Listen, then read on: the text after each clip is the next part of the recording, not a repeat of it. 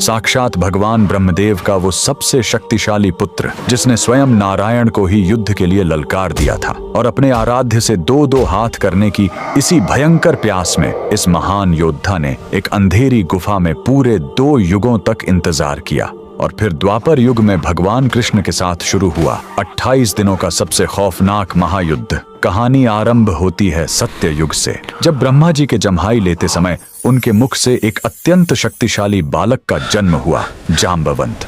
ये साक्षात ब्रह्मा जी के मानस पुत्र थे, जिनके अंदर 100 करोड़ शेरों की ताकत थी। ये ब्रह्मांड के इकलौते ऐसे योद्धा थे जिनकी ताकत स्वयं हनुमान जी के बराबर थी।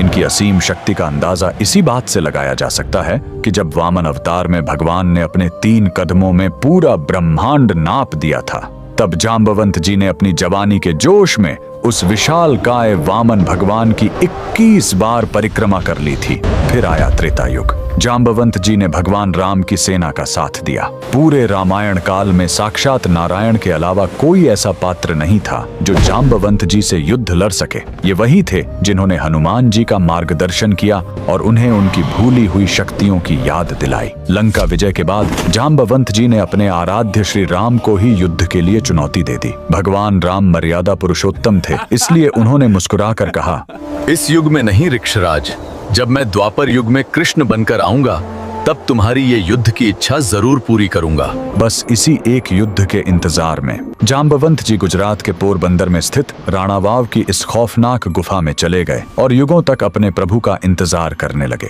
समय का पहिया घूमा और द्वापर युग आ गया। एक दिन भगवान श्री कृष्ण स्यमंतक मणि की खोज में जंगल में भटकते हुए उसी अंधेरी गुफा के अंदर पहुंच गए। वहां उन्होंने देखा कि जाम्बवंत जी की पुत्री उस चमत्कारी मणि से खेल रही है। जैसे ही कृष्ण ने मणि लेने की कोशिश की, जाम्बवंत जी ने उन्हें युद्ध के लिए ललकार दिया। फिर शुरू हुआ ब्रह्मांड का सबसे भयंकर मल्ल युद्ध। ये युद्ध 1 या 2 दिन नहीं, बल्कि बिना रुके लगातार 28 दिनों तक चला। 28वें दिन उस अजेय और बलशाली जाम्बवंत का शरीर पसीने से कांपने लगा। उनका रोम रोम यह चीख कर कह रहा था कि पूरे ब्रह्मांड में साक्षात नारायण के अलावा किसी देव या दानव में इतनी ताकत नहीं जो जाम्बवान को युद्ध में घुटने टेकने पर मजबूर कर सके। तब श्री कृष्ण ने अपने उस अलौकिक रूप के अंदर मर्यादा पुरुषोत्तम श्री राम का दर्शन दिया। जाम्बवंत जी की युगों की इच्छा पूरी हो गई।